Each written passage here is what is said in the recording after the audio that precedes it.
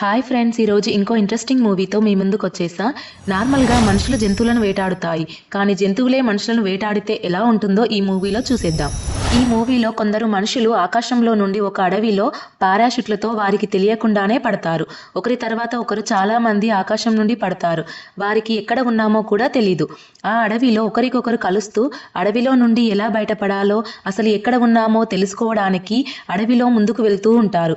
ఈ మనుషులలో కొందరు ఆర్మీ వాళ్ళు, కొందరు నేరస్తులు, ఒకరు డాక్టర్, ఇలా వారికి తెలియకుండానే ఆకాశంలో నుండి పడతారు.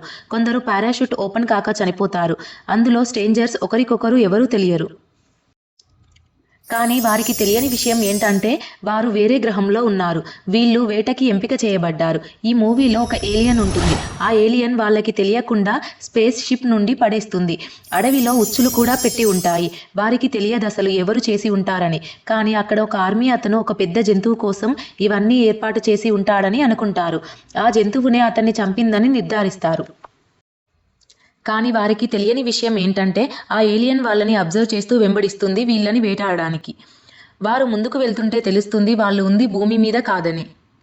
వాళ్ళకి శబ్దాలు రావడం వల్ల ఆగి చూస్తారు. సడన్గా ఒక వింత జంతువు అడవి పందిలా ఉంటుంది. అది అందరి మీద అటాక్ చేస్తుంది. వాళ్ళు ఒకటి ఉంది అనుకుంటే చాలా వస్తాయి. వాళ్ళు వాటిని ఎదుర్కోలేకపోతారు. సడన్గా ఒక విజిల్ సౌండ్ రాగానే అవి పారిపోతాయి. వాళ్ళందరికీ తెలుస్తుంది వాళ్ళని కావాలని ఎంపిక చేసి ఈ గ్రహంలోకి తీసుకొచ్చి వేటాడాలని చూస్తున్నారని. వాళ్ళలో ఈ స్టోరీ నచ్చితే ఒక చిన్న లైక్ చేయండి. పార్ట్ 2 కోసం మన ఛానల్ని సబ్స్క్రైబ్ చేసుకోండి. Thank you. బాయ్.